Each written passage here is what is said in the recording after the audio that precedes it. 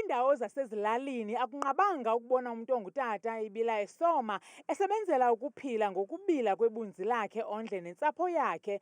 Kodwa ngoku nabantu ababhinqileyo bambi bazintsika zamakhaya kuba befuna ukubona inzala yabo iphumelela.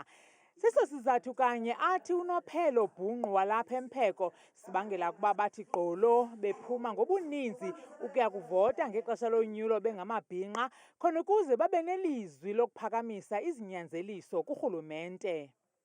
Sithi abantu abazeleyo, abantwana bethu siyababona behluphekile. Ngoku sicinga uba xa sivota abantwana bethu bazofumana imisebenzi, nabayeni bethu bafumane imisebenzi.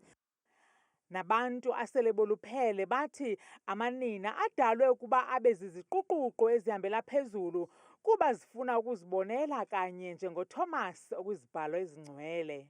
Noba kuthethwa nabantu abangomama kuthiwa ngamagqwirha oqala kuba ngoku ababeze babone belaa litye lisukile babeyothakatha phaa engcwabeni, kanti bona babeya ngelaa njongo yoba basasithembiso soba kuthiwe uyovuka bayojonga uba uvukile nanyhani akekho phaya.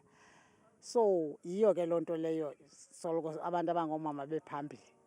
Umhlalutyi wezopolitiko ewusu uthi la manina achana ucwethe ngotolo kuba ngenene aphuma ngendlu kuya kuvota ngenxa yezizathu ezivakalayo. Abasetyhini okanye abantu ababhinqileyo ngabona maxhoba e-violent crime kweli lethu, ngabona maxhoba okuxhatshazwa zizinqanamathi zawo, ngabona maxhoba entswelangqesho. Kwaye amaxesha amaninzi okanye amatyeli amaninzi ngokwe-information from uStax SA siyafumanisa into yobana u-42.1% wemizi okanye amakhaya kweli akhokhelwa ngoomama.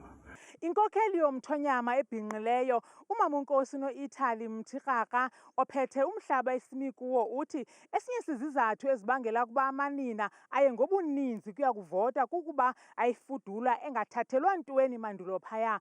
Ukanti ngoku bavota benethemba lokuba ngenye imini umongameli weli lizwe ingayimbokodo.